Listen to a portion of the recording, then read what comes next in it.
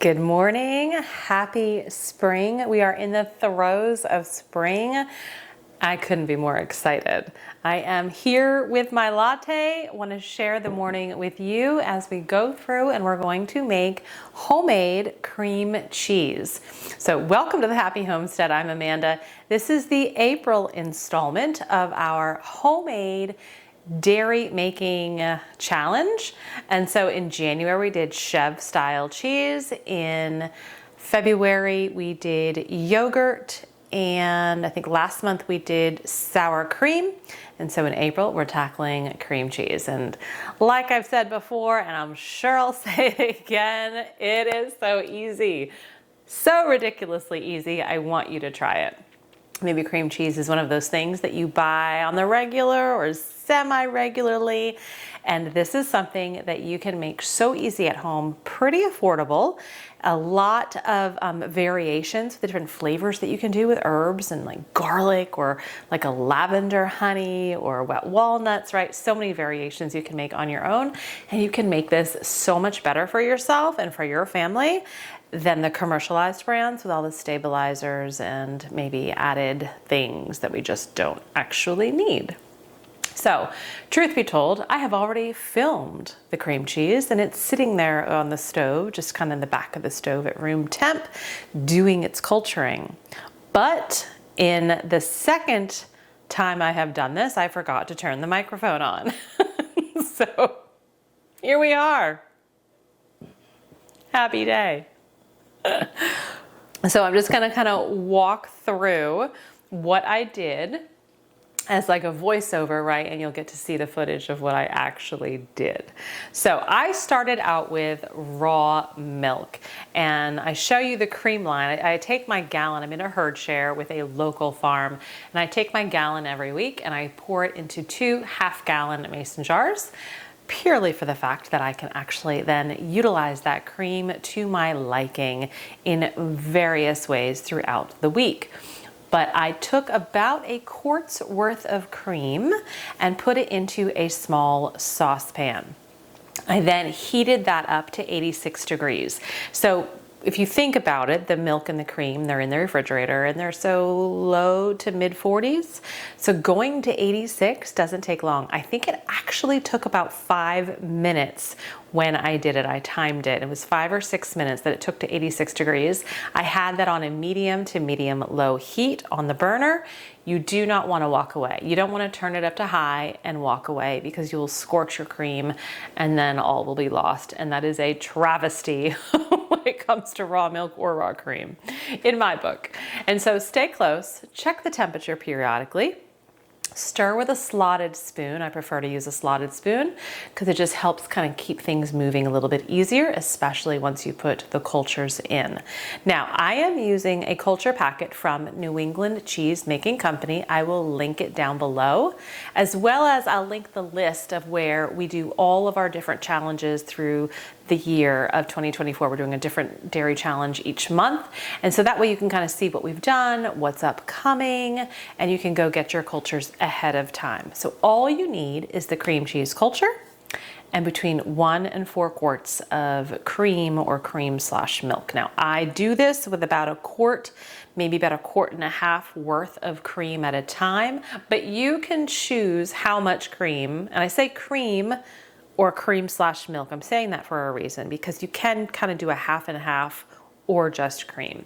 It's really up to what you have, the consistency, the texture you want, and maybe even how much you want to spend, right? Half and half will probably be less money than pure cream. But the packet will culture between 1 and 4 quarts. So if you're using a whole gallon of cream, it will culture that gallon. If you're using 1 quart of cream, it will culture that quart. So just the 1 packet. So don't think that you're gonna do 1 quart and then like cut the packet in half or cut it by a 1/4 and move forward. Just use the whole packet and move on with your life and make things easy. So we heat it up to 86 degrees, and then we sprinkle the culture on top. This is a freeze-dried culture, so it looks like a powder.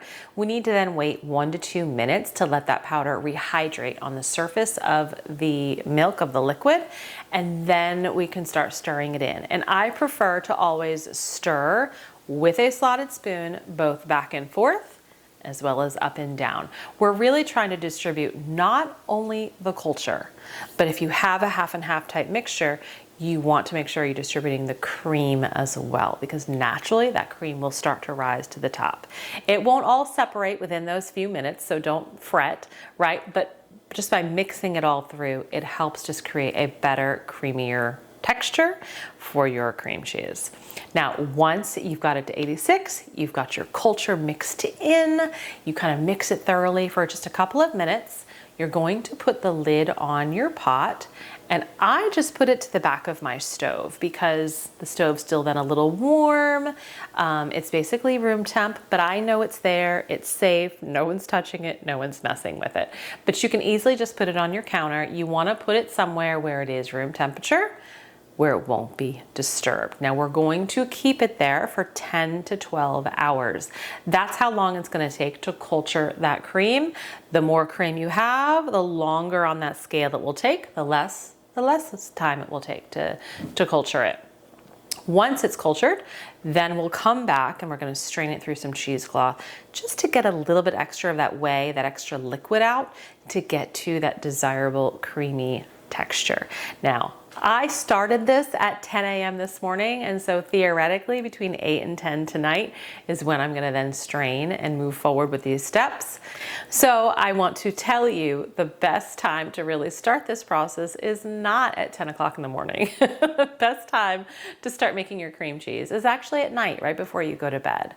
Maybe you wanna do it on a Friday night, right? 9 or 10 o'clock at night, and that way, 10 to 12 hours later, you're awake, maybe, and you can go strain it through the cheesecloth, and then you can salt it and flavor it, and you've got your cream cheese. It's delightful. So start the process in the evening. It'll just be a little bit easier for you. But we'll come back in about 10 to 12 hours, and I'll show you it here on the stove. It's actually behind my tea kettle right there. So there is my cream that is culturing right now. We'll come back and then I'll show you the next steps. It has been 10 hours since we cultured our milk this morning. We're going to put it in a clean cheesecloth lined colander over a bowl to help skim off some of that extra liquid and whey. Now what you're looking for is you should see really like a solidified mass with some of that extra water on top.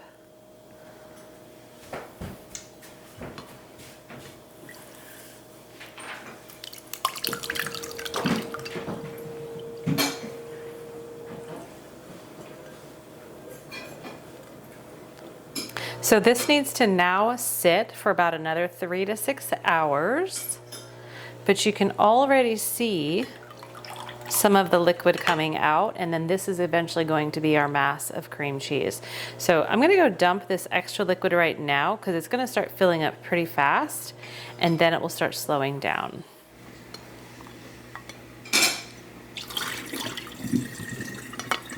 So I'm gonna leave this again at room temperature, and what I am looking for is to see a lot of that liquid coming out, and so when I open the cheesecloth, I kind of want it to be a little bit of crumbly, but something that I can really make spreadable. So it's really about the texture and the consistency that you're looking for, because really this is safe to go ahead and start seasoning and using, but you're gonna wanna drain some of that liquid out to get to that desirable texture.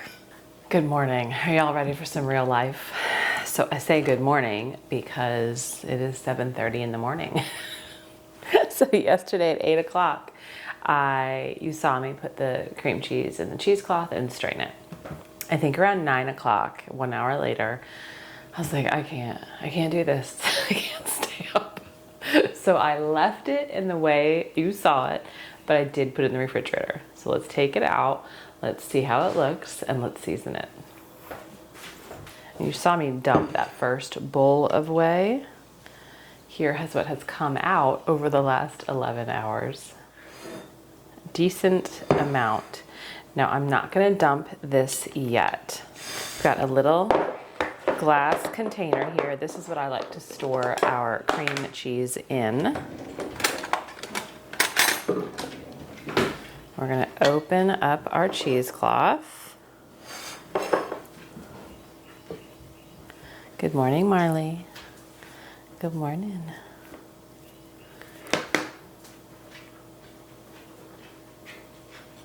Oh, it's so beautiful. It's nice and cold. I'm just gonna put that in there.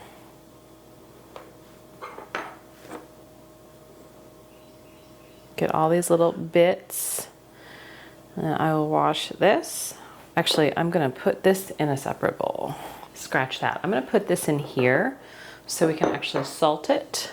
And this is a little hack that I have found when making cream cheese, right? So it's pretty dry because it's been draining for so long, but we saved some of this whey. So I'm actually gonna add a little bit in. Now, this is perfectly fine the way it is. You just wanna salt it, but this is a fantastic tasting cheese just like this. I personally just want it a little more spreadable. And so this is where I kind of take some of that whey and mix it back in.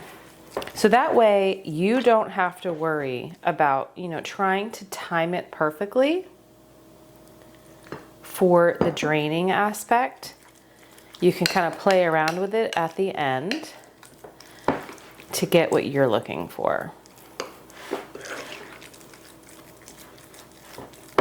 And you can see that, it was a little over a quart of cream, right? You can see it makes a decent amount of cream cheese. Okay, I actually think that's perfect. So we are done with this. And this is where we're gonna add our salt, and you can add any herbs and seasoning if you'd like. I have played around with like an everything bagel seasoning added to my cream cheese. I think that's really good. I have done just a little bit of garlic powder or garlic granules or onion granules or onion powder. Oh, my microphone is dying. It just went out. It is literally dying. All right, so I'm gonna add about 2 teaspoons salt. I gotta do this quickly before it dies again. Okay, I'm gonna mix that in.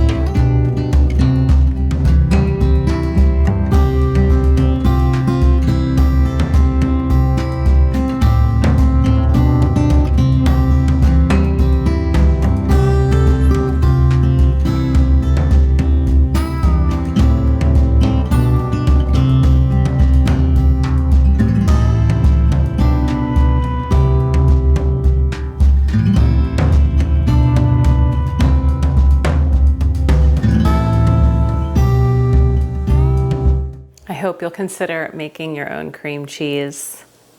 It's worth it.